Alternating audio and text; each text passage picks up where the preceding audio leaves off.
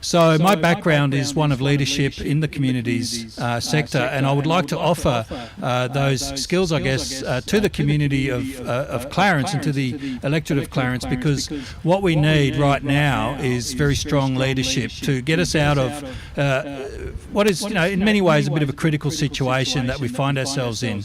We've had 12 years of Liberal national government, and we're now in a housing crisis that was predicted more than 10 years ago. We've had 12 years of Liberal national government, and we've got a massive crisis in our public education system with a teacher shortage. That means that there aren't enough teachers to front every class in Grafton in our high schools today. This is an issue that's been in the making for 10 or 12 years. We were first warned about not enough teachers coming through the pipeline of universities to start teaching, and that problem was simply ignored. In fact, what the government did was they put a wage cap on teachers way back, so that teachers haven't been getting pay rises according to other sectors and commensurate with the rising cost of living, and so teachers are leaving the workforce in droves to find other work so that they can simply pay their bills and pay their mortgage. That's not good enough. The same is true for nurses in hospitals, in our public hospitals. If you know any nurses, you'll know that they're busy working double shifts and just stretched to the max. Now, these are all legacy issues from a government that has its eye on other things, on other issues. They like to talk about building hospitals, they like to talk about building other stuff and infrastructure, but we need staff in these facilities to be able to provide the services that we need. So after 12 years of a government, 20 years of a National Party representation in the Clarence, we are ready for a change, and we really need that change. My leadership is really about consulting with a community. I'm very much interested in listening to people. I do 100 door knocks a day, and I like to talk to people and hear about what their issues are. There are lots of issues that people talk to me about, and I'm very keen to make a difference for the people of Clarence. I haven't heard a bell, Damo, but I imagine my 3 minutes must be nearly up. 15 seconds. Oh, well, 15 seconds goes to... I'll pass that on to the keeper. All right, thank you. Thank you, Leon. Please put your hands together for Labor candidate Leon Ankersmith. We might go to the front of the class to Greens candidate in Greg Clancy. Okay. Can you hear me? Yeah. Yes, welcome. I'd like to thank Brett for the welcome to country. G'day, Brett. And I'd also like to acknowledge the traditional custodians of the land on which we're meeting. I've had a very varied career, which I think makes me a very good candidate for this election. I started out as a clerk or admin officer with public service, including the Department of Planning, where I learned a lot about planning. And I was with TAFE as well, head office at TAFE. It was actually in the building, used to be the Tivoli. So when we'd go down from Sydney Tech College down to the head office, we'd always say we're going down to do a soft shoe at the Tivoli. Some of you probably don't know what the Tivoli was, but it was a venue for entertainment. So I did a personnel administration certificate. I worked as a clerk for 11 years. I always wanted to be a scientist, but I was told by the vocational guidance at school that I could be a clerk or a policeman. I decided being a clerk was a bit safer than being shot as a policeman, so I decided to be a clerk. But eventually I studied at uni and I got a science degree, and I did a Master of Science and a PhD, and worked as an ecologist for many years. I'm still an ecologist. You're always an ecologist, you never retire. Then I got on council in 2016 and re-elected again in 2021, and I'm now Deputy Mayor. So I've had a lot of experience around government, councils, and government at all levels, and I think that my education and experience and skills that I've learnt would make me a very good local member. Most people who know me realise that I'm extremely passionate about the environment. I have been ever since I was born. It comes from my mother, she had chooks and ducks and loved all the birds. And so my passion is the environment, but I also realised as I got older that it's no point just protecting the environment and the animals and the plants, but people are an integral part of all that. So we have to look after people as well as the environment. So it's all one big environment that we live in. So I think the government that we've got at the moment is not looking after the environment. It's not looking after the people. As Leon has alluded to, the education and the hospital, the health issues, the pay for a lot of these workers has been capped. There's a lot of issues with getting staff. Nurses are walking off because they can earn more packing shelves in Woolworths than what they can as a nurse. That's very sad, because most nurses that I know have really been committed to their work. So we have real issues which we need to address. The Greens have a lot of policies. If you want to see them, go onto the website. I haven't got them all in my brain at the moment. There's a lot of them, and they're very good policies. So, yeah, with that, I just say thank you for coming tonight, and I'd appreciate your number one vote. Thank you. Thank you, Greg. And our final candidate for the seat of Clarence is the Nationals' Richie Williamson. Thank you, Damo, and I too would like to acknowledge the traditional owners on the lands of which our gathering is taking place, and I pay my respect to the Bundjalung people, also the other nations in the Clarence electorate too, the Gumbaynggirr and the Yagal. My name is Richie Williamson. I live with my wife and family at Cootes Crossing, and I have been had the absolute pleasure of calling here home for all of my life. It is a absolute beautiful part of the world, and I can tell you, I reckon I speak on behalf of all of us here, we are blessed to call the Clarence home. But in this election, there is now a very, very clear difference between myself and the Labor-Green alliance. And the difference is that I am willing to stand up for us. I am willing to take us to Sydney, not bring Sydney to us. And for the people who live here, I can tell you that's very, very important. We are the only party that is committed to the redevelopment of Grafton Base Hospital, which will add on to the new ambulatory care unit, which cost $17 million and was recently opened. No other person, candidate or party has committed to the Grafton Base Hospital except the Nationals. There is a very clear point of difference there. I'm the only other candidate that's been able to secure any funding for any project in our electorate. I've been to Sydney, I've put our case, and I've won. $10 million will be reinvested into two pools, $6 million for Grafton and $4 million for Casino. Nobody else has been able to get a commitment that's not available already to the electorate. And of course, I'm willing to stand up. I have in the past, and I will continue to stand up for us here at home. I'm ready to stand up with the timber industry, whom are under attack. Shut the timber industry down in New South Wales. Well, I can tell you, to the thousands of people who are directly and indirectly employed in that industry, with me, you have a supporter, and I will stand with you all the way to ensure that our primary industries continue to function in a responsible way as they are now. Of course, when it comes to the big issues, I'll always stand by our record. Yes, we have been in government for 12 years, and by God have we delivered. A new Grafton Bridge, a new Pacific Highway. In the last 4 years alone, $132 million has been injected into community infrastructure, playgrounds, sporting facilities, new bridges in the Clarence electorate.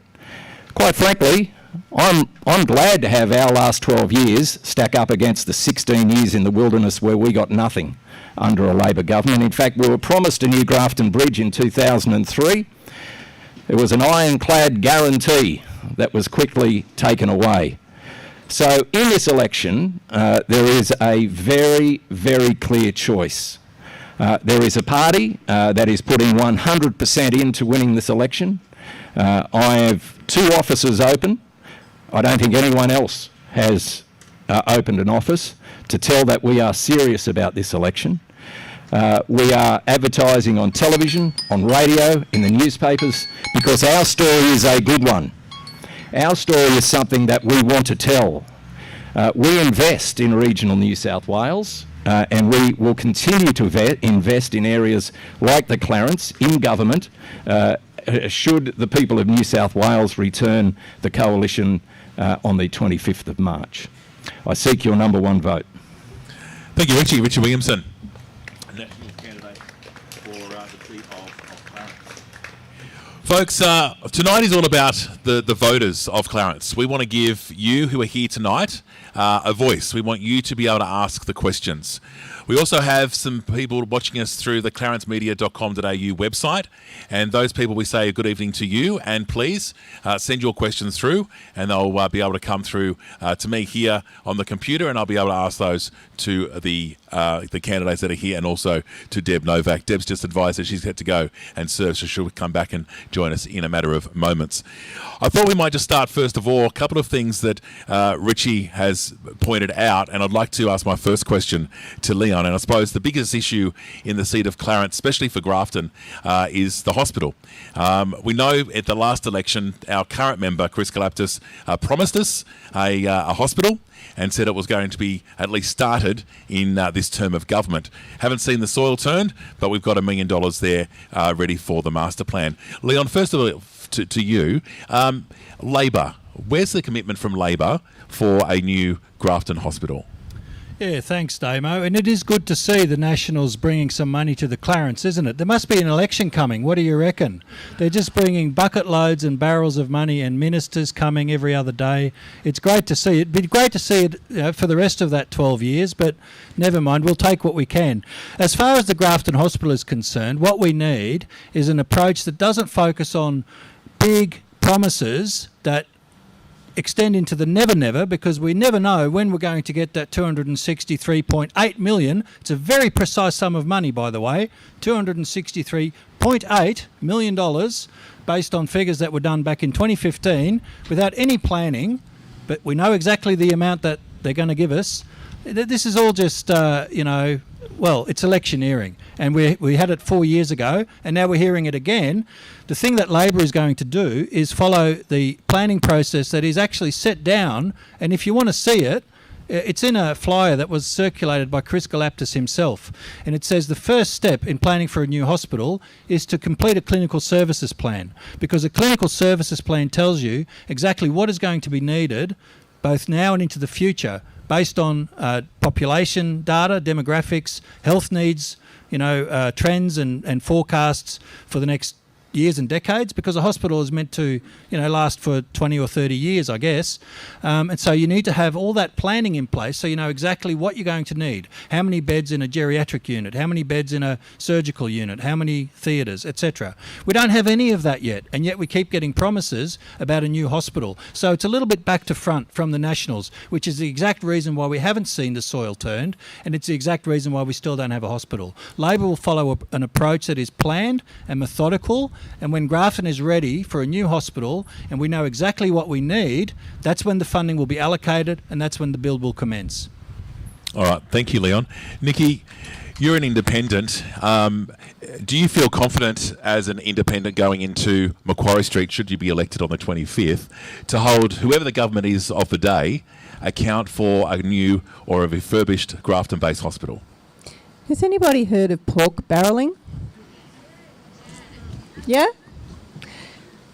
Pork barrelling, it's when you do what Richie's talking about. You pretend that the money is yours and you pretend it's the coalition's. It's not. It's yours.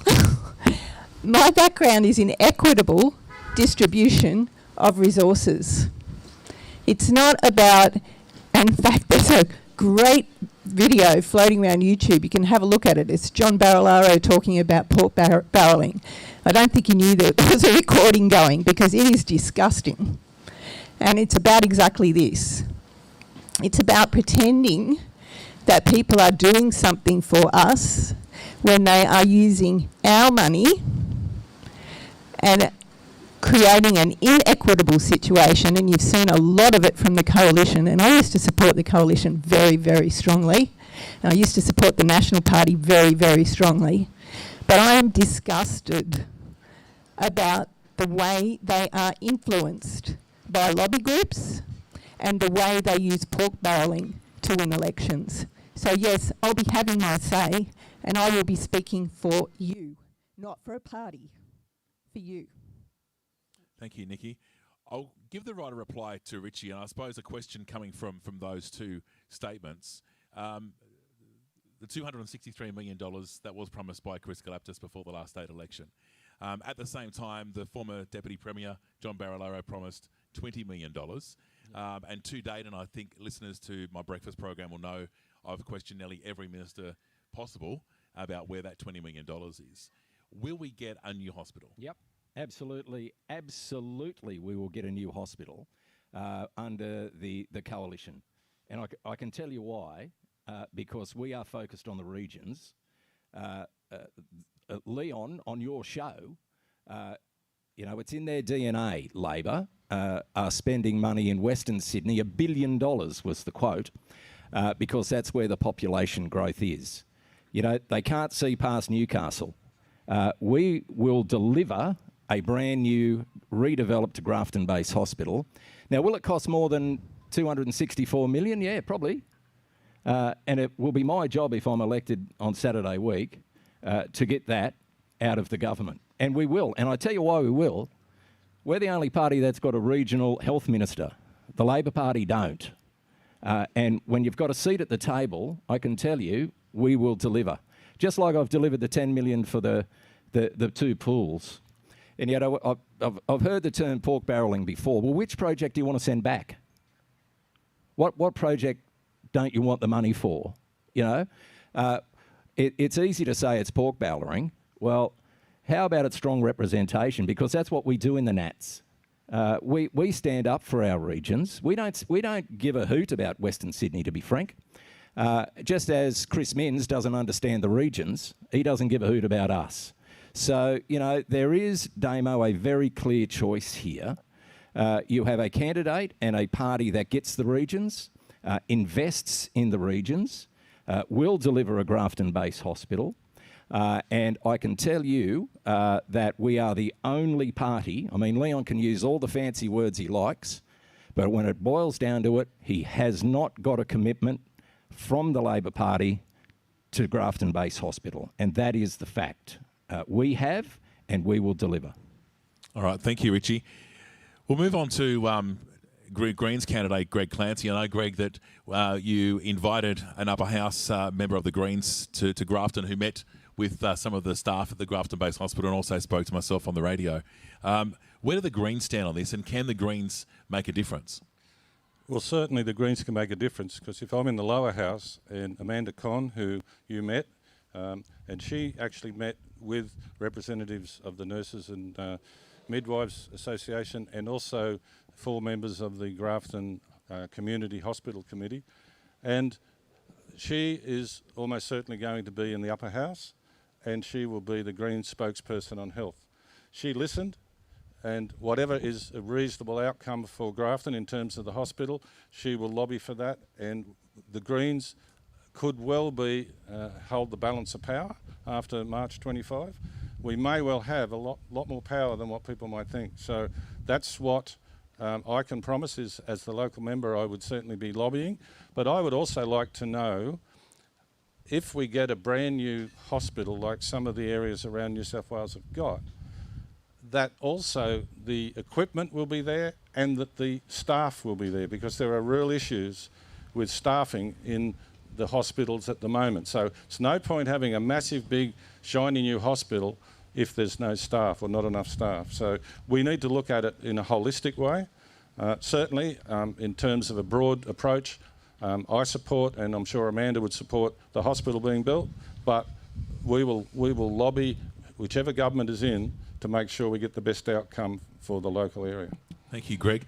Brett, our Indigenous community are vulnerable when it comes to health, and there's stats out there that, you know, their lifespan is a lot shorter than us.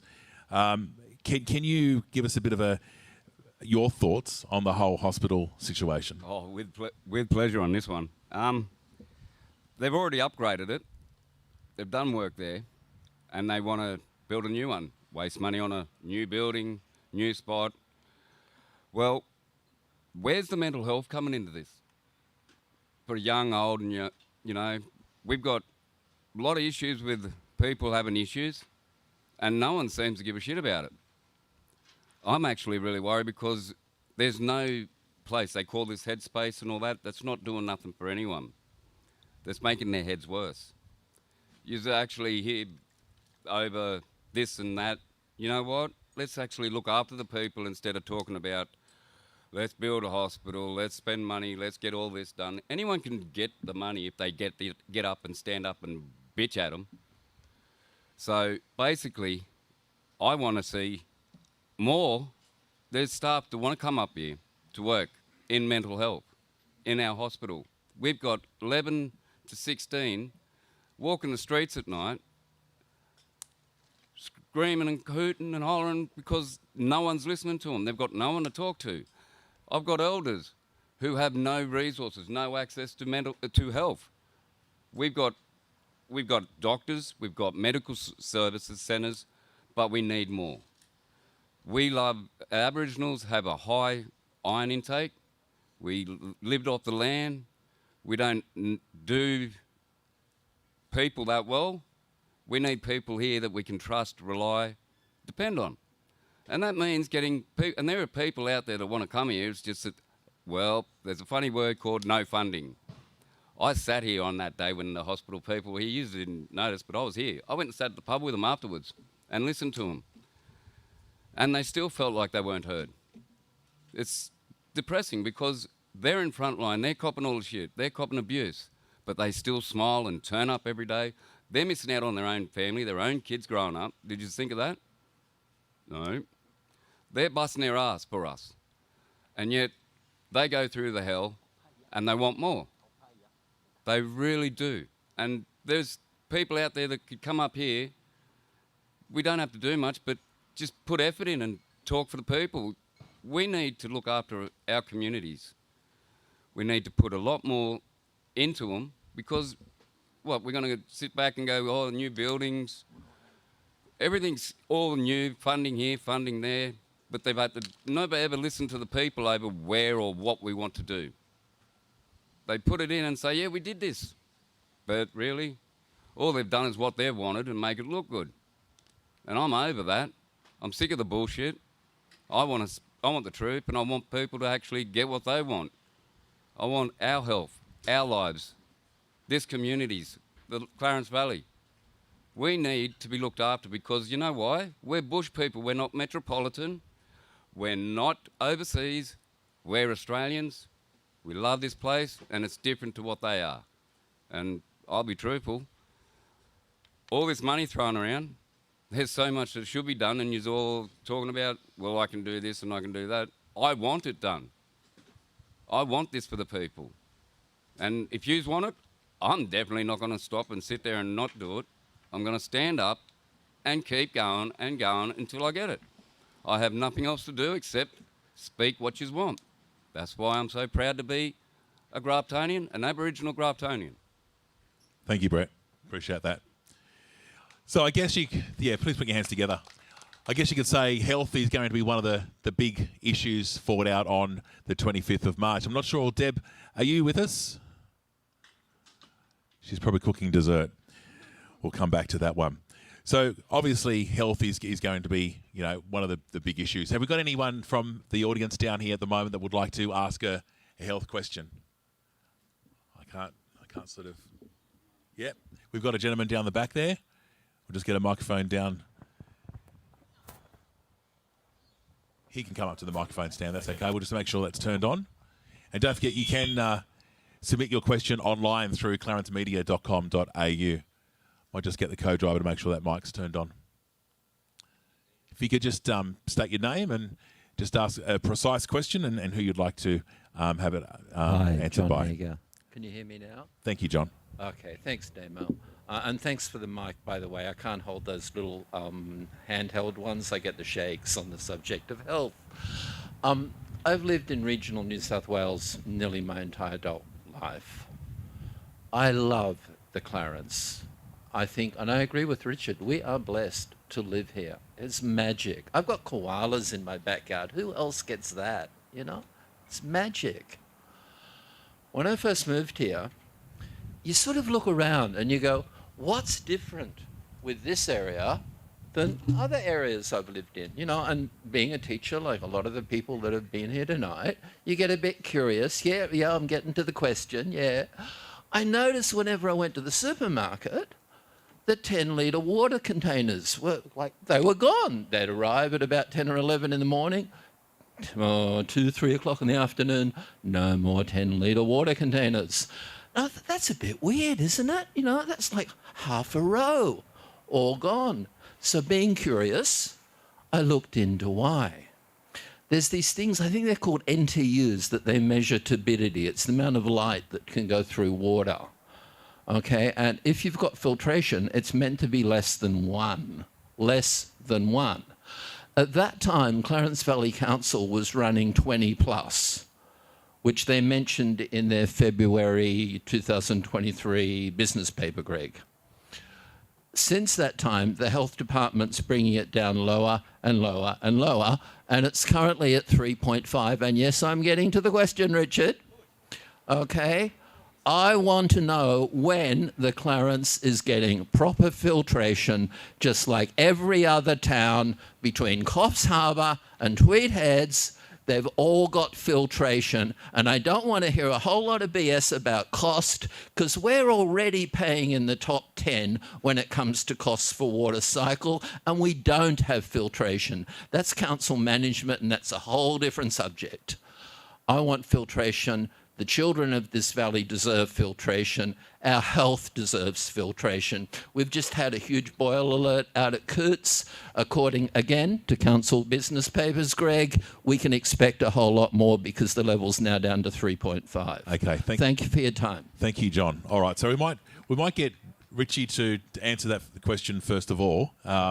Obviously, that's a pretty interesting topic. Water. We all drink it. We have got bottles of water now, which obviously aren't coming from the Clarence, but obviously people want filtration. Yep.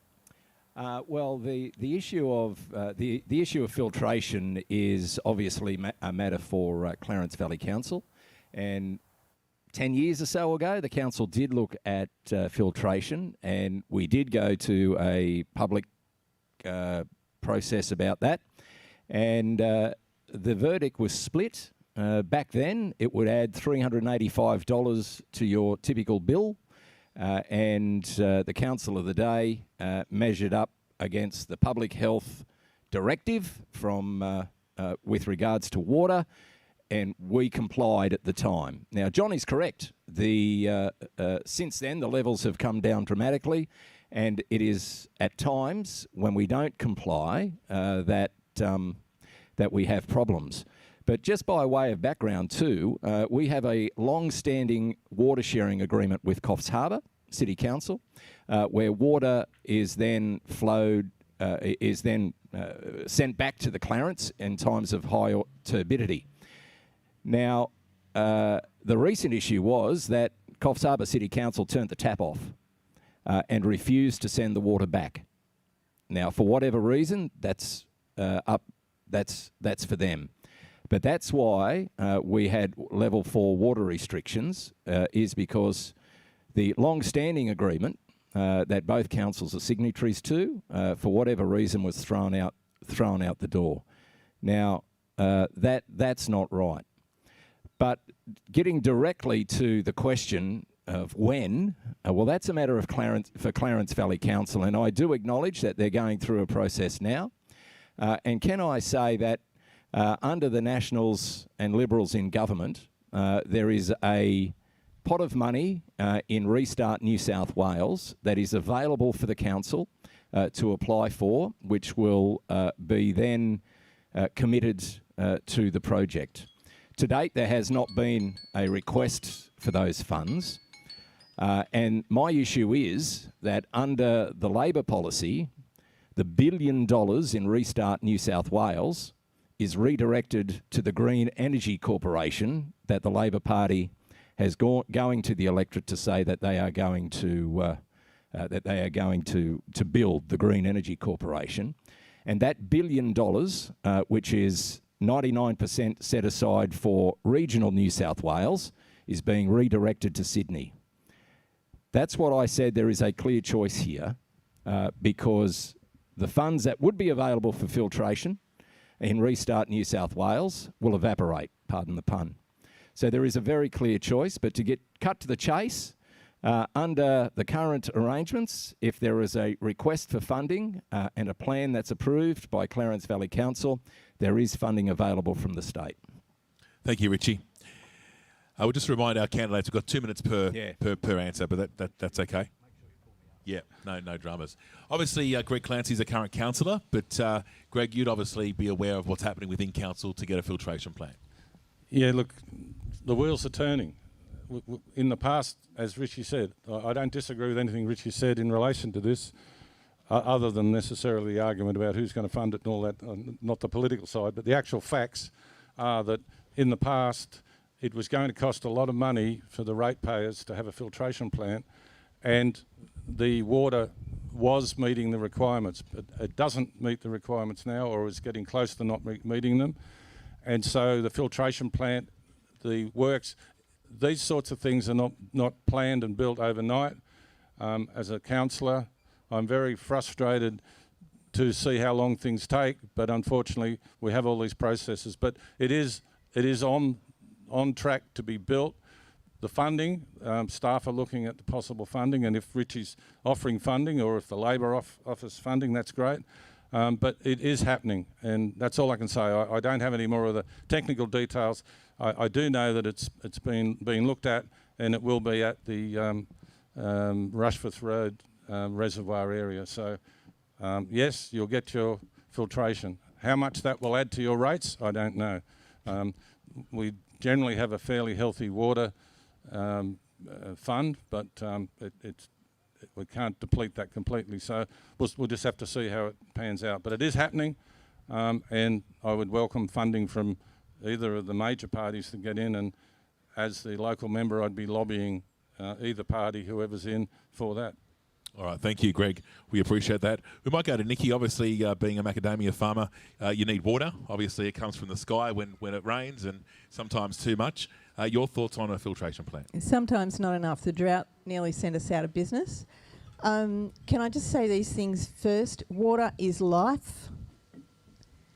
All of the water that we have and all of our catchment is sacred. The water underground, I think people are not conscious enough of. That water has been taken in from Tweed by people who are water bottlers instead of being used for farming enterprises and the wealth of the community.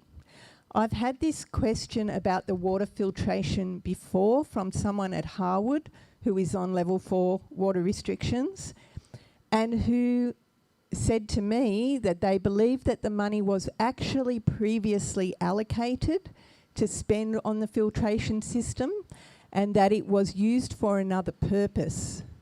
So that is my first mission. Where did that money go if there was money previously allocated? Why are people on level 4 water restrictions now when we've actually had so much water? What are we doing about our underground water? Because I can tell you now, we applied for water licences during the drought. It was 4 departments, 4 lots of the same sets of forms, several lots of fees, and it took 12 months. So if you want to talk to someone about water, talk to me. I will get it sorted because it is critical for our farming enterprises and for our community in general. And that water where the mining's occurring in the catchment, forget it. Thank you, Nikki. We haven't heard from Mark from the Legalised Cannabis Party. Mark, just your thoughts on that. Well, I agree with Nikki. Water is life. Clean water is vital for everything.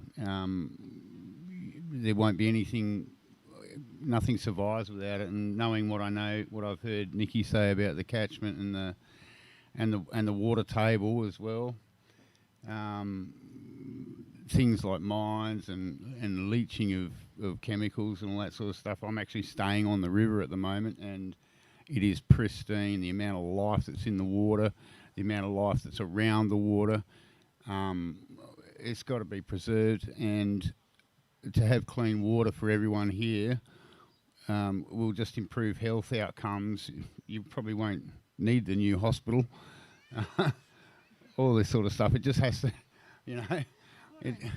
water and sleep, that's all you need. Bit of sun, But clean water is vital, and we'll be working to remediate some stuff to make that water cleaner. All right, thank you, Mark. Leon, we heard Richie say that there's money there in the Restart New South Wales program. I know during the campaign you have come out with a media release in regards to this exact issue. Yeah, so I've had a few meetings with the Mayor and the General Manager of Clarence Valley Council, as well as their counterparts up in the Richmond Valley Council, and that's just a normal thing to do, I think, as a serious candidate for the election, is to meet with the people in local government who can tell you what the priorities are. And for the Clarence Valley, the number one priority that they said to me was the water filtration system. So, John, congratulations for asking the question and for advocating for this very issue for many years now. I think it's finally come high enough on the agenda for perhaps council as well as state government to receive a commitment on this. Now, I took this issue to Sydney, and apparently Western Sydney doesn't need water filters because they're happy to pay for one in the Clarence. So Labor, the Minister, Rose Jackson, the Minister for Water, agreed very quickly. I didn't even have to travel down there, actually, because we use technology. We have a thing called Zoom. So I didn't have to travel to Sydney to talk to Rose Jackson. We just met online, and she said, yes, it's a very important matter. Water filtration and water quality is another area that's been neglected by the Nationals in New South Wales. So there is a number of regional towns that have got terrible water quality, and they'll make it a priority. Now, the exact amount is not yet clear, and the exact timeline is not yet clear, because, quite right, this is a project that needs to be run by the local government, by Clarence Valley Council, and when they're ready, Labor will commit to the funding that's needed in partnership with the federal government as well, to make it happen. Thank you, Leon. And just finally, we'll go to Brett. Well, I actually was on the ground with the actual dam being built for the water, and you've really got it not like this at all. Well, you gave the water to Coffs Harbour. But the fact is, when I did that survey, I did Aboriginal cultural heritage of that. I worked from the day it started till the day it was built. And that water was supposed to be for the Clarence Valley. And lo and behold, it goes to Coffs Harbour. So why it went there has got me beat. And why don't we just turn off the bloody pipeline and keep our water? Because I'm not putting another dam in or extending the wall, like there is mentions. Filters, infiltrated filters. You're at the water strategy meet and you know my thoughts on this. I don't play or drink my own shit. That's what she's going to plan, doing this. What we get out of user doing is actually adding the sewer water to the water and filtering it. You're kidding. My kids won't even touch this town water, and they drink rainwater. They live in the bush. You should have went to the actual strategy meeting and learned and listened. I'm sorry, but there is so many issues with our water. There's people swimming in the river because they're putting water back in that's from the sewers. They're killing our own waters. It's a shame. Our water is important. The Aboriginals are ruled by water. Our boundaries are run by water. Our food is in the water. Our kids, our elders swim in that water. They love the water, and yet you're willing to give it away and not give a shit about here, and yet you say, oh, we don't know why Coffs Harbour turned it off. Well, tell Coffs Harbour to leave it alone and we'll turn it off up here. That's a pipeline that went through people's properties and they still pay water rights. And if you raise the rates, I'm not for that. The rates have got to go down a bit because people can't live as it is. Fair income. There's an excuse that we should be punished for what's been done by everyone else. I want to get things back to normal, real water, real time, and not sit there and make excuses, make dams, make filtration. It's ridiculous, really. Thank you. The pressure's now on Greg Clancy as a representative of Clarence Valley Council and Deb Novak to keep either Labor or the National Liberal government to account. Greg, there's some pretty interesting claims that Brett just made about our urine and stuff going into the water that we're drinking. You're for a greenie, so for the use of a better word? If anyone knows the history, I fought the Shannon Creek Dam because I thought it wasn't needed. It was for Coffs Harbour's use only. The Nimboida River was running low at times, but we were still getting enough water. But Coffs Harbour wanted to expand. Without the Clarence water, they wouldn't get it. They wouldn't be able to expand. The argument was that because a small part of the Clarence catchment is in the Coffs Harbour area around Karangi, and they've got Karangi Dam, that they were entitled to the Clarence water. Now, what Brett said, some of what Brett said was not exactly right. I did not send the water to Coffs, but there was an agreement done between Coffs Harbour City Council and Clarence Valley Council and the state government. That agreement still holds. It was not agreed to a while back because there was supposed to have been some technical problems in Coffs Harbour, and that's why they didn't send the water back. I don't know whether that's true or not. That was the claim. So we can't, we've got this scheme now. We have to make the most of it. The problems with we're not putting sewer directly into our drinking water because it's coming from the Nimboida, but we're putting a lot of cow dung, cow urine, a lot of sediment from logging and clearing and roads and all those things. So that's the problem we've got with our water. We have a lot of activities in the catchment that are causing the problems. And the bushfires recently, the reason the Shannon Creek Dam wasn't, the water wasn't suitable was because of the bushfires. So there's a whole lot of issues. And and I just wanted to clarify that I certainly didn't send the water to Coffs Harbour, not me. All right. Well, obviously the pressure's going to be on for whoever gets into Parliament on the 25th of March to keep the government to account. We've heard the Nationals have said that there is money there in the Restart New South Wales Fund. Labor have said that they've got money there. The Shadow Water Minister has said that we can have a filtration plant. Correct me if I'm wrong, please, Leon. But we'll keep both sides to account. I think another issue, and a lot of people in the Clarence, especially in Grafton and South Grafton, would know that we've had an issue with crime. Crime has been on the increase. In my opinion, it's been on the increase. Every time I look at social media, you see people posting details of break and enters.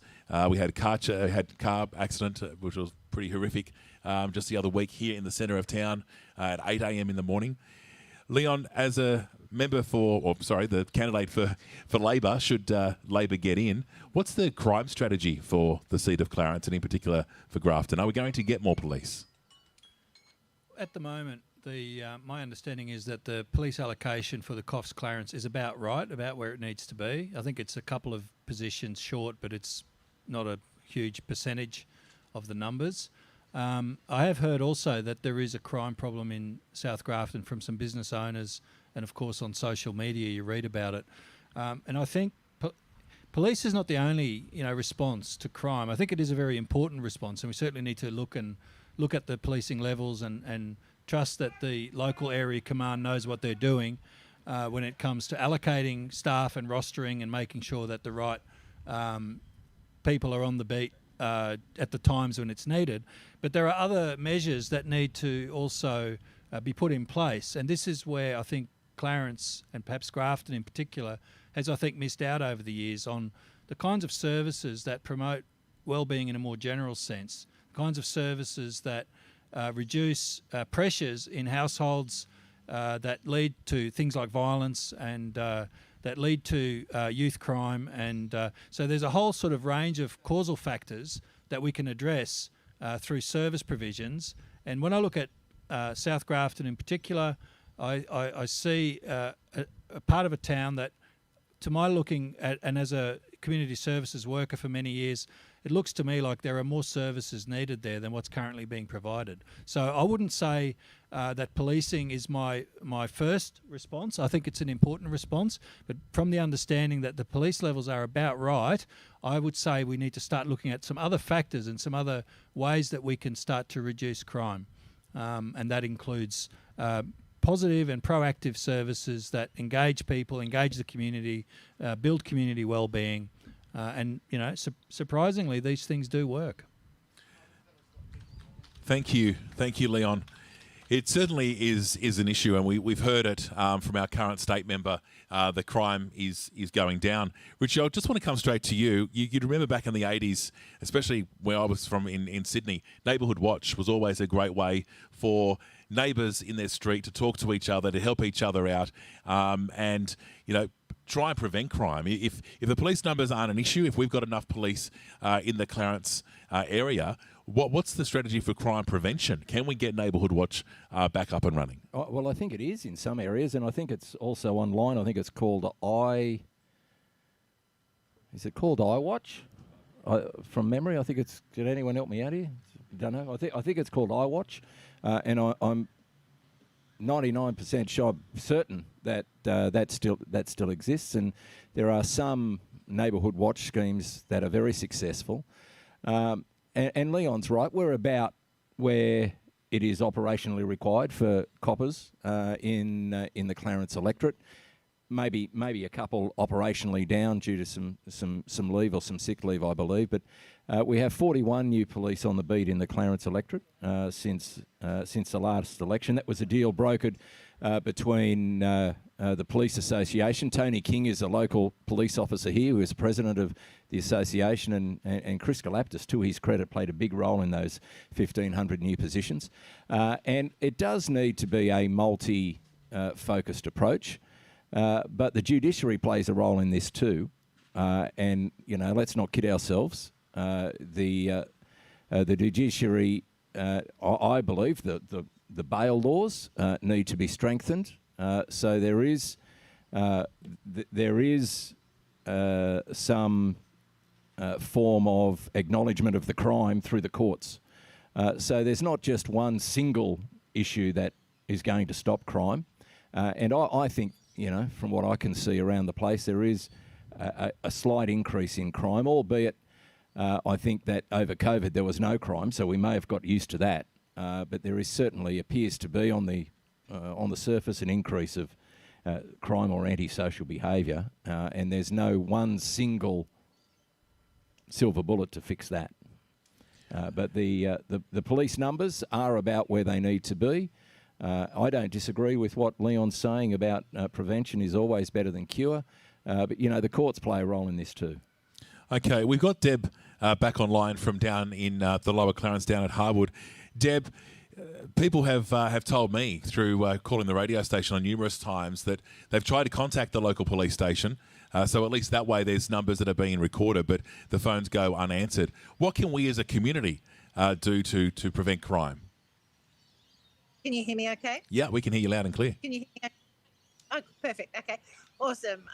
So first and foremost, if you can't get hold of a police officer through either of the station, just ring Crime Stoppers and report the matter to Crime Stoppers, because that's actually the portal that the police actually prefer to hear from, because that's manned, I think, 24/7.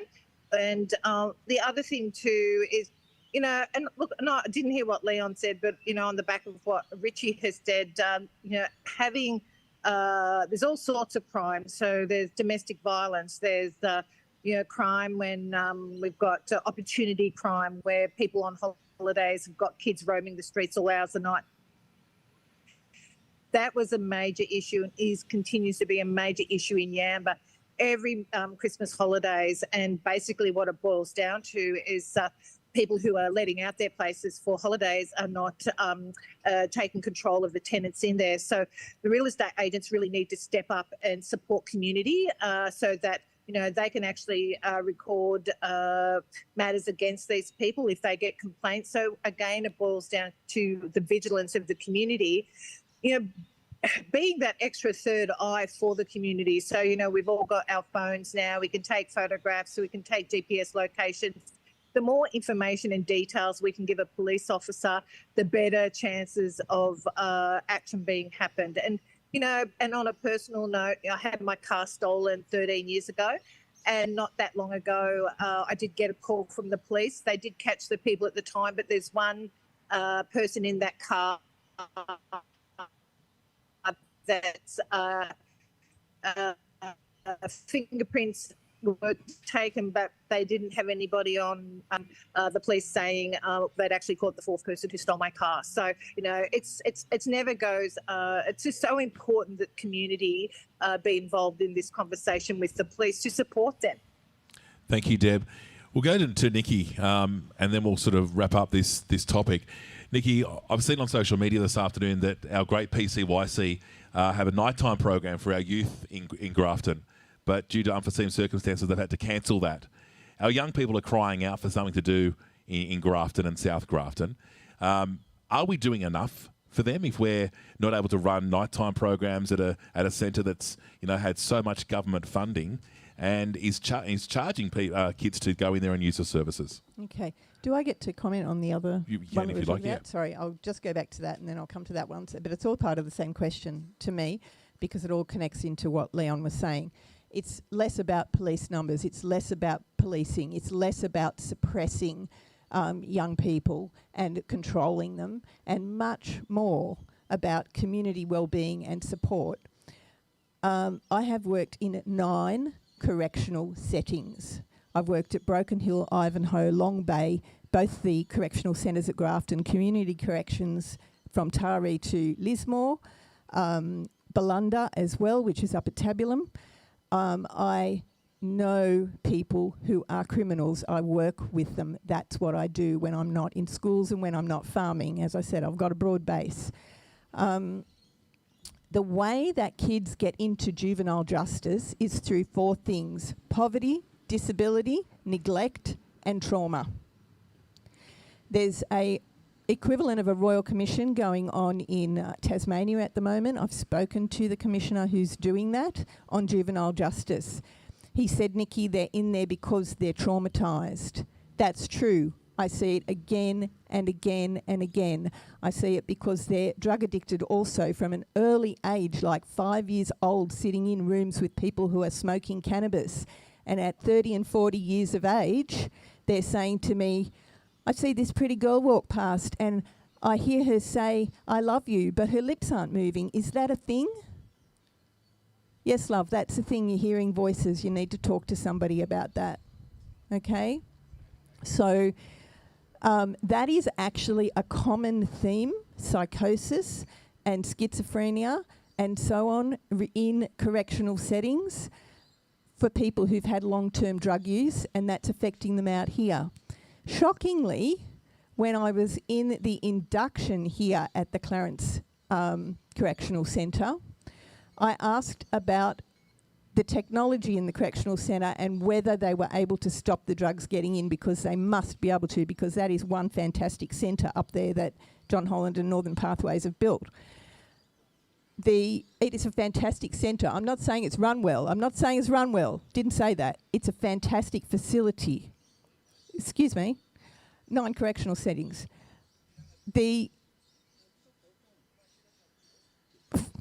Okay. So what, can't remember what I was saying because of the disruption. Okay, induction, correctional centre. I was told, no, we don't stop the drugs from getting in here because, and this is by the trainer who was running the induction, if you were earning so little money, wouldn't you turn a blind eye for a few extra bucks? Now, we can't have even that attitude happening in the training there. We can't have 300 women moved out of that centre, because what's going to move in now that we've moved 300 women out? You can guess about that, because you can get more money for more hardcore, more difficult people. So if they come in, their family supports and friendship groups and associations move into the area, you can look forward to a lot of problems in this area. You really need people who tell the truth. You really need people who are observant. You really need people who have done a lot of things, been a lot of places, heard a lot of voices. When you hang around in correctional centres, 9 of them, you learn a lot. Okay. There's a gentleman down the front who obviously has a bit to say. Would you like to ask a question at all? You're more than welcome. Okay, not a problem. We might just head to Mark, and we've heard the word drug. Cannabis is a drug. You're from the legalised cannabis party. Your thoughts on what Nikki said, what we've been talking about in regards to crime, legalising cannabis? Obviously, you think that's the right thing to do, but is it the right thing to do for the community? Yeah, I do. Yeah. Blaming an inanimate object for human behaviour is just moot, in my opinion. But community service starts at home. So what's going on with these people for them to start behaving in this fashion? This is what we need to be looking at. Instead of persecuting people more, taking their futures away from them, why don't we look at giving them another future, something different, show them another way? Cannabis, yeah, it's not a gateway drug. It's actually used as an exit drug for many other drugs, hardcore drugs. This is well known and well documented. The studies are irrefutable. So when it comes to this sort of stuff, you can't blame an inanimate object for the behaviours of a human. Where did they get those behaviours from? They need to be there. That's where it all starts. So we need to make it better for the community so they can make it better for their kids, and this stuff doesn't even get a start. Right? Everyone's suffering. Everyone's doing it hard. Things are getting more and more expensive. The worry and the sickness that comes from that is this is the result of it. So, yeah, I can't agree with that at all. I just want to go to Brett from the Indigenous Aboriginal Party. There's more Aboriginal deaths in custody than anyone else. What are we doing wrong? What are we doing wrong for that to happen and for crime to be on the increase? For one, we're not listening to the young ones. They've got a voice. We've got to listen to start with. But the one thing that we're not doing is they're getting told to be adults at the age of 11. And there's nothing in between age 11 and 16 for parents to actually access for us to stand and tell her and put our foot up her kid's ass. I walk these streets of a night. I see the young ones, and what it is, they're creeping. And I'll tell you now, they don't want to creep. They're just bored, and they're taking opportunities. They're looking, and they're not only not local, we've got non-locals who come in. They're jumping over counters. I've got shop owners in Shoppo telling me they're jumping over the counters as soon as the security guard leaves. And they're helping themselves. I put my foot up. I take the boys out bush. No phone, no nothing. Take everything away to let them enjoy the fact of what they have when they're home. And I have a good response. But what it is too, the coppers don't. All they do is come along and they sight them. They can't do nothing. They can only hold them for a little while. They release them and they're back at it. What we've got to do is actually probably send them out bush like I was, because I'll admit I played up, but I got sent bush, got taught how to live the old ways with the respect of family, listening, elders, not sitting there going and, I'll just go do that because I'm not going to get in trouble. And it's not just South Grafton, it's everywhere. I have West Lawn, people's houses getting broken into by kids. I have out Junction Hill, I have cars getting stolen, motorbikes getting stolen, because they want something to do. What is there in this place? PCYC, skate park. They get in trouble for hanging around the skate park. There's no hope for them. They don't get to stay at school. They're not learning. We've got education programs that don't do nothing except give them a reason to get upset. they're not getting heard. If we actually stood as parents a bit better, give the parents a bit more control back, because I have parents coming to me saying, oh, do you know this boy because he just bashed my son? I know them all. I walk around and talk with them. There's 9-year-olds sleeping on the street because parents want to kick them out because they've got their life. And this, I've not been to a house yet where they are smoking bongs around kids. They actually don't do it. And if they do, well, they find out off people that it's, yeah. No, but when it goes to the correctional centres, that's to correct them, not sit there and punish them for everything. They've got to be given a chance to grow, get out of their life. But no, we sit there and we just let them go. Oh, the kids, they grow, it's right. No, it's not. We've got to actually start patrolling. Neighbourhood watch would be beautiful. I really do believe in it, because I remember the day when we didn't have to lock our doors, lock our cars. I still don't lock my car if I had it again, sorry. But I didn't lose it for stolen. I lost it because it was out of reg. I couldn't afford it, the way of living. But I'm telling you now, there's nothing for them. There's no go bush or do anything. Teach them to build motorbikes or something. Do something. Make their minds excited on doing something. I've got kids that are asking me, Uncle Brett, can I come and work? Can I do this? I've got white ones calling me Uncle Brett. So there's a lot that we need to strengthen neighbourhoods with the people. Thank you, Brett. Thank you very much. We're going to move on to another subject, but just for those that may be interested, there is iWatch, as Richie mentioned. It's www.police.nsw.gov.au safety, and you'll be able to go to iWatch or to Neighbourhood Watch as well. So maybe that's something that the mayor or the deputy mayor could lead in charge of the community, stand up and actually be part of the community. Greg, if you just very quickly just want to make a mention of crime.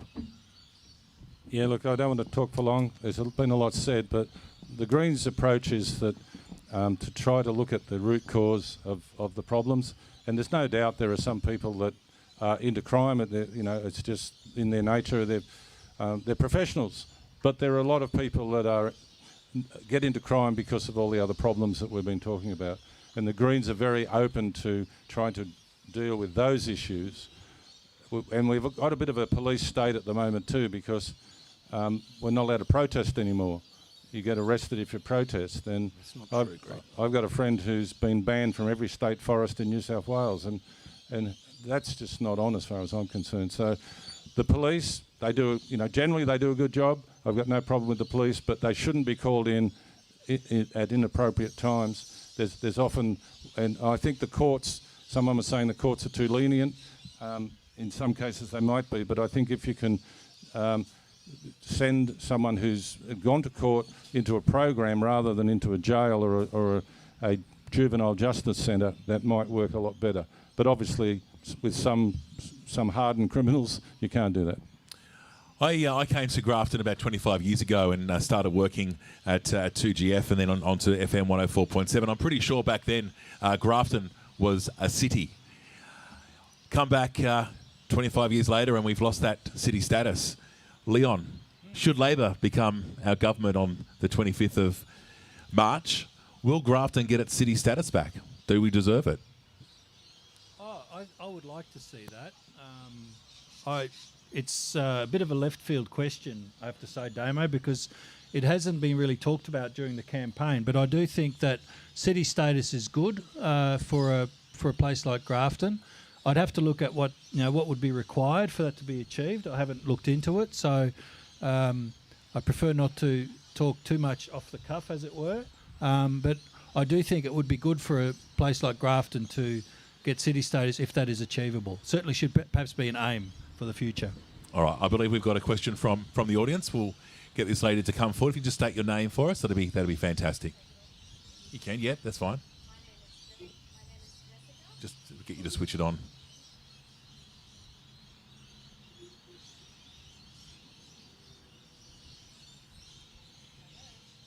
No. I'm happy to say it loud. Yeah, yep. Yeah, my name is Jessica, and I wanted to segue from when you were talking about crime to education, because your crime issue is a symptom of our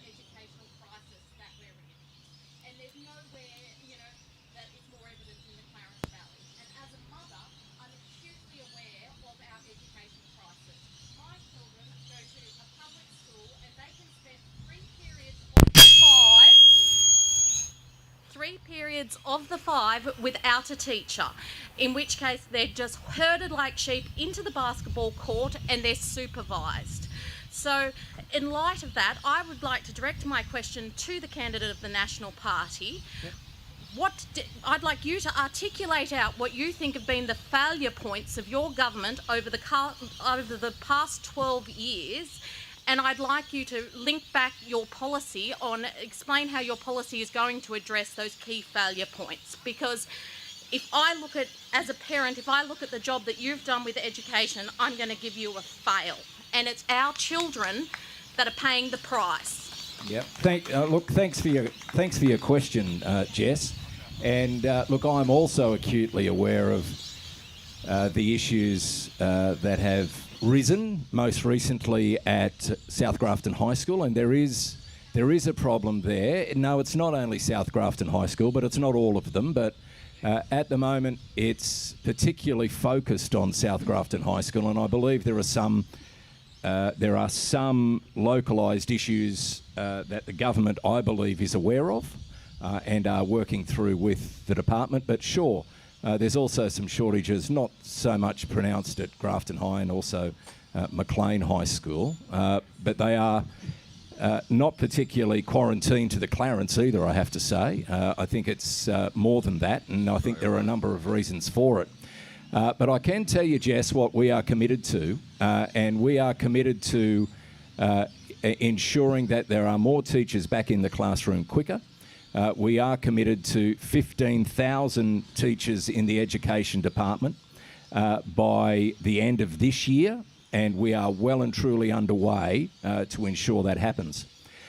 We are also absolutely committed to universal pre-kinder in every school in New South Wales. There are already 500 sites that have been named in New South Wales. The Clarence has a high number of those. Including those in the Richmond and in the Clarence Valleys.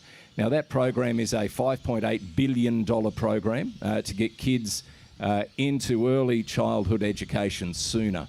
So is the system absolutely perfect and without its challenges? Of course not. And Jess, I can tell you, if there is a change of government, and that is a big if, I can assure you, if there is a change of government on the 25th of March, the issues don't magically go away. But, and I can tell you, I'm quite happy to have the 12 years stacked up against the previous 16. So there are challenges. Yeah, Jess. Thank you, Jess. No, I'm actually not. I'm actually not. Well, let Richie answer the question. So you've asked, Jess. If you don't accept the answer, that's completely your choice. Yeah, and so am I. So, yeah, I know. I know your child. I know your child. So I know the issues, particularly at South Grafton High School. I'm not immune to them. There are certainly, without question, issues. But I can tell you what we are going to do. 15,000 teachers. We are well and truly underway to get those 15,000 teachers. Well, yeah, I can tell you that the teachers are there, but we need... Look, mate, let can I Richie answer, or would you like to sit here? I mean, nominations have closed. Nominations have closed, but if you want to come and sit here, you're more than welcome. But I can tell you what is going to happen. We are committed to the 15,000 new teachers, new positions in the public education department. We are absolutely committed to the $5.8 billion universal pre-kinder program in our education department, and they will make a difference. Get them on the 245. These are Richie, if I can just butt in there, and with all due respect, that's great, 15,000 teachers for New South Wales. Yeah. Who gives a rat's about Sydney? Who gives a rat's about Moree? He does. So how many teachers are coming to the Clarence Valley? How many teachers are coming to South Grafton High or Grafton High? We've been promised a hospital and it hasn't been delivered. I know that you said it's going to be. Yeah. But how many teachers... We're worried about this electorate. Yeah, we were promised a Grafton Bridge and we did deliver that too. Look, can I answer that operational question? No, I can't. And I think it's probably a bit unfair to expect me to know that absolute answer. But I do know that there are some issues at South Grafton High School. I do know that the department is fully aware of them, and I know the ministry is fully aware of them. It is not an easy fix, but a fix will be found. Okay, so will you give this guarantee to Jess and to the people that are here, should you be elected on March 25, and should your government be re-elected, will you sit down with the parents of the schools that have got problems and actually take it to the current minister? I already have. I've sat down with parents. I know, Jess. I know where the issues are. The government are aware of them. The education department are aware of them. I've already sat down with heaps of parents and had the same discussion. I've heard the same issues. All right. 120 kids on the basketball court is not fair pool. No. We'll come that's far from ideal. to Nikki in a sec, and obviously we're going to know if it's going to be a Labor or a national coalition government. So, Leon, what's the Labor plan? I mean, there is an issue. There's a problem. There is a massive issue in New South Wales, and it's actually statewide. It isn't just South Grafton. It also affects Grafton High School. It affects Maclean High School. It's an issue of, number one, is the wage cap on workers. So the public sector, the essential workers effectively, who are employed by government, are under a wage cap that makes it a disincentive for them to continue their work. So they look elsewhere for jobs. That's why teachers are leaving in droves. Now, that's number one. So Labor is going to lift the wage cap, which means that teachers can negotiate for a pay rise, just like the aged care workers could do when Labor finally got into government in Canberra federally. And in one hit, the aged care workers managed to negotiate a 15% pay rise. Now, that's a fair whack. So that's how far aged care workers were behind on wages. Right, so teachers, I don't know exactly what the setting is, but they're telling us that their wages are below par. So they need that wage cap lifted, as well as nurses and other paramedics and other essential workers, so that they can negotiate for a proper wage so that they can pay their bills. That's number one. The second thing is that there are far too many teachers on either temporary contracts or on casual contracts. It is absolutely ridiculous because you can't take a one-year contract or a casual contract to the bank to get a mortgage or a loan. It's worthless. So Labor is going to transfer 10,000 of those existing roles. We don't have to find the people. They're already there. We're going to convert those to, if they want it, to permanent roles. So that means those teachers have permanency in their jobs. They can commit themselves to their community. They can get a house, get a mortgage, settle down, and that's going to provide a lot more stability for teachers. Now, there's a few other things that Labor is going to do, focused on reducing the administrative burden that teachers have come under, increasing administrative burden, which keeps them out of the classroom and it keeps them working late at night to get things ready. Now, Labor is committed, and I'm not sure how they're going to do it, but they've committed to finding 5 hours in a teacher's week, an hour a day effectively, of administrative work that doesn't need to be done by teachers, to basically give them back 5 hours a week of what's currently being taken up with administrivia, is what they call it. So that's a good start. And the Teachers Federation have told us, and we've met with the Teachers Federation here locally, and they've advocated for exactly that, and Labor is going to give it to them. All right. Before I come to Nikki, I don't know if Deb, if you're listening to the conversation that we're having at the moment. I am. Just your comments in regards to the teacher problem in the Clarence Valley. Obviously, it's not just South Grafton and Grafton; it's down there in Maclean as well. It definitely is, and I have a daughter that's a teacher, so I hear firsthand the struggles she goes through, and she's an extremely passionate young person, loves her job, but my God, it's killing her because of the hours that she puts in. It's just extraordinary. And, it doesn't matter which government gets in. It's as long as they go hard and, improve the lot for not just even the teachers, the nurses. There's so many issues out there. But, one of the great things, if you elect an independent, and they sit on the crossbench, my God, they've just, they just can go in and negotiate so much harder rather than having to go through a party. So, it's those kids there, they are our future. They're so important for us to look after them and to step up for them. And, and I think it's a very sad day when they take I vote away from our young people to give them the capacity to vote, because iVote was that digital platform that engaged young people and young people out in remote areas to be able to vote this starting on Saturday. It is just, for me, that's a real slap in the face for young people. And one of the things I'll do if I'm elected and I sit on the crossbench, I'll be going after that iVote so that to make sure that it's happening for the local government election next year. All right, thank you, Deb. Nikki, we'll just go to you. You've obviously, I can see your head shaking there to the side of me. Come over. Mike, we got a mic? Okay, thank you. Guys, I am a teacher. I am a teacher qualified to teach kindergarten to year 12, including special education. I have an honours master's degree. I have lectured in education for years. I have lived here for 25 years. I have been on the list all that time. I have never been offered a permanent position here. I've taken temporary contract after temporary contract. I was told by one of my schools in 2020, you work too hard and you give too much and it makes the other teachers look bad. I was told that so many times in that school that I left. I was devastated. The children I was teaching in year 1 and 2 were devastated. Their parents were devastated. This business of employing people at local level does not work. For the last 30 years, we've been moving towards that. For the last 20 years, it's internal selection.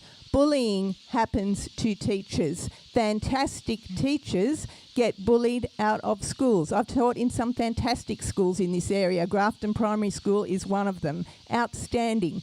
Teaching initial it to every child in K to 2. Those kids can read because someone has said, you don't have to write the program for this till midnight every night. It's written.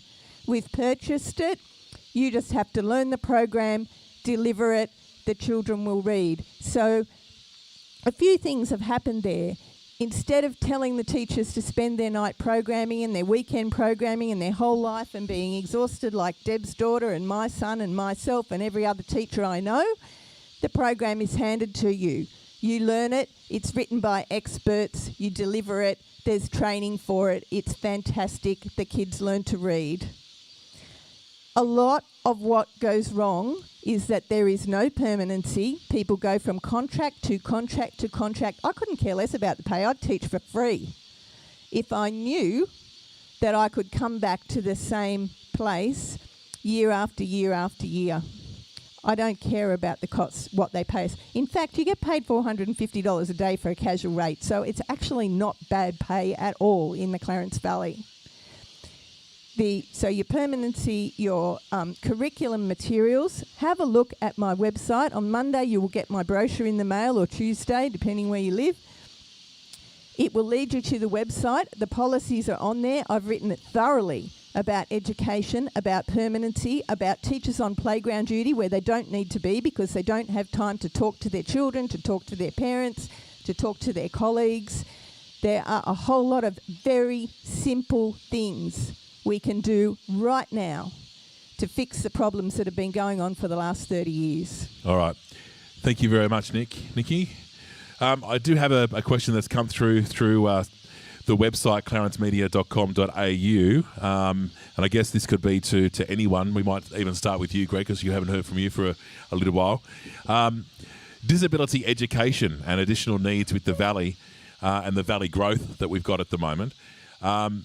And still having a support unit at a school, within a school, how will the Greens make sure that we can improve on this area?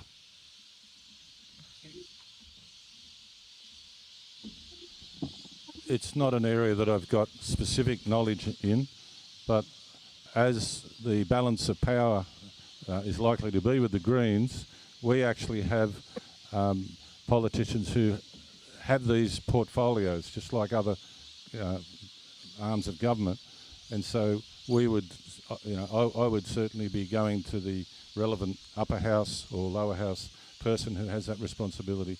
I don't know enough about it at this stage to be able to give an in-depth response, but we can, we've certainly got the resources in the Greens to cover those issues. All right, thank you, Greg. I will go to Richie and Leon, but if we can keep our answers to 2 minutes because we are running out of daylight. So, Richie, we'll just go to you first.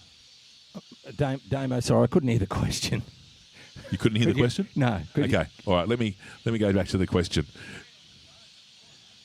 So, disability education and additional needs within our valley and the valley growth, and support units for disability education. How will we be able to improve in this area?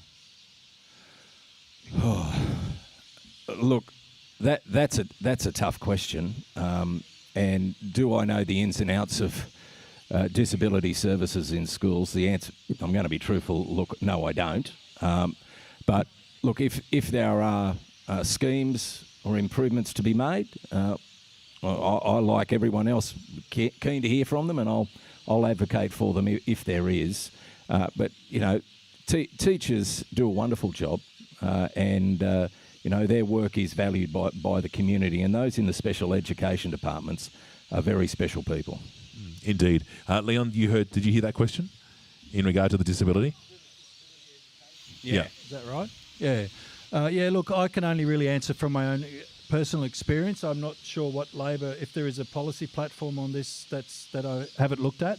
There's hundreds of things, of course, that we are focusing on, and we can't focus on everything. But from my experience, I have a child who has additional needs in my family, and he's on an NDIS package and that, and he wants to be part of the classroom. He wants to be in the classroom. He does struggle with that, but schools need additional support and classes need additional support to make that possible. But in most cases, that's the best outcome for a child with additional needs, is to be able to be in the classroom with their peers and just enjoying the social life in the classroom. But if the child needs extra support for that, then that support needs to be available. I'm not sure if that goes quite to the question, but that's my comment. Yeah, no, that's okay. We do have another question that's come through the website, and I'll direct it to Labor because it's about the Nationals. Public schools receive TAFE courses for students at no cost. Independent schools have to pay between $4,000 and $6,000 per course, which is billable, non-refundable, before the student actually even starts. The government plans to address this and propose and promise to subsidise 60 to 100% of the cost, depending on the socioeconomic status of the area. Will Labor support measures to enable independent school students to access VET courses on the same no-fee basis as their public school counterparts? Thanks, Damo. That question was put to me earlier this week, I think, or late last week. Can't remember now. Monday, I think it was. Monday. It was Monday. Time flies. And I did. I've got my two-barrel answer, Damo. One is, I think it's a great plan. I think there's around about what I was told, about 1/3 of students are in independent schools, not government schools, and I do think those students need to have access to the same opportunities as other students. And let's not forget, a lot of the independent schools in our area, they're not wealthy schools, in Sydney where parents pay $40,000 a year in fees. These are just independent, relatively modest schools run by the Catholics or the Anglicans or another group. So I did commit to taking that question to Labor, to the Education Shadow Minister for an answer, and I haven't yet received an answer to that, and I'm not yet qualified to make commitments on behalf of Labor as the candidate for Clarence, unfortunately. Okay, thank you, Leon. Look, folks, I can hardly see the people that are here. I just will ask one question. Are there any other questions from the public? Yep, we got one down the front. Oh, it's on. This should be fairly short and quick. For those who are affiliated with a party, if you are in a position where you disagree with a policy that your party is pushing, or you personally disagree with it, or you don't think that it's in the best interest of the Clarence electorate, can you and would you cross the floor? We might go to Greg first. Yes, I would, but it's very unlikely because most of the Greens policies are policies that I fully support. That doesn't mean I support every fine part of every policy, because the Greens we're a broad group, and there are different views on various things. But look, in council, I've never been able to feel uncomfortable voting as a councillor, and I vote that way. But when I think about it, if the Greens had control over what I voted, and they don't in the council, it wouldn't be any different. So, my personal policies equate very well with the Greens' policies. So, but if it did come to a really serious issue, I would certainly be prepared to cross the floor. All right, thank you, Greg. Richie. Yeah, thanks, Damo. Oh, thanks. Was it Leah? It's hard to see. Yeah, I Leah. think it sounded like Leah for the question. Yes, absolutely, I would. Whilst I'm a member of the National Party, we are also a very broad church, and people might recall that there has been an issue recently. I don't think it was in the last Parliament, but it may have been, where our local member and 3 other Nationals crossed the floor on the, and it wasn't the last Parliament now, on the greyhound issue. Our constitution says that if you do that, you remain a member of the National Party. Other parties' constitutions do not say that. If you cross the floor in other parties, you're gone, you're expelled. We have the freedom to do that in the Nationals because we believe in our communities and representing our communities, and that's something that if I'm successful in 2 weeks' time, 2 Saturdays' time, that I will do with passion and vigour. Fantastic. Brett, the Indigenous Aboriginal Party. We all agree. The Indigenous Party and me, we all have the same voice for the people. So there's basically straight up, my party will always be a part of what yous want. There's no having to cross the floor in, because it's basically what yous want. We're going to do it. And if it does come down to it, people are always right. We're here to be your servant. We'll do what yous want, and that's the truth of it all. But the Indigenous Party, they are actually out for the people, and what yous want is what we do. They wouldn't do anything to hurt the people or disrespect them. And yeah, what yous need, and best part about it, we're new and we care. So yeah. Thank you. We'll go over to Mark, the Legalised Cannabis Party. Would you cross the floor if you disagreed with any of their policies? Well, the policy that we have is pretty well universally agreed upon. But as our policy set, if we make a bit of a splash and get in or whatever, as our policy set expands and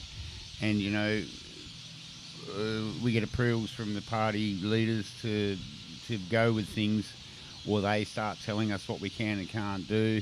If it's not about freedom of choice, I'll cross the floor. If it's detrimental to the community or to our best interests, yeah, for sure. Fantastic. And finally, Leon. Yeah, so these issues are not so much probably to do with policies, because we all know what the policies are. It's probably more likely to come to an issue over a particular decision or a debate or a vote about a particular issue. Now, I think broadly, I'm a member of the Labor Party and I'm standing as a Labor candidate because I agree with what the Labor Party stands for, and its values are broadly the same as my values. There are a couple of small things on which we might differ, and they're probably relatively negotiable things. Now, the question was about the people of Clarence, and so I think that's really important. So, as the member for Clarence, I will have a very keen ear for what it is that the people want me to do and how they want me to represent our needs to Sydney. And so the way Labor Party works is that we bat out our issues in the caucus. This is the Parliamentary Labor Party, so all the people that hold a position in the Parliament, they come to their decisions and they have their debates and their number crunching, if you like, not on the floor of the Parliament. They do that in the caucus, in a meeting room. And that's a tried and a proven way of doing it.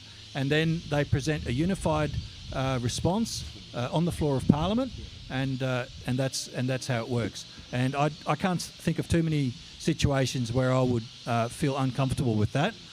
But if I do, I'll have to think very hard about that. All right, thank you.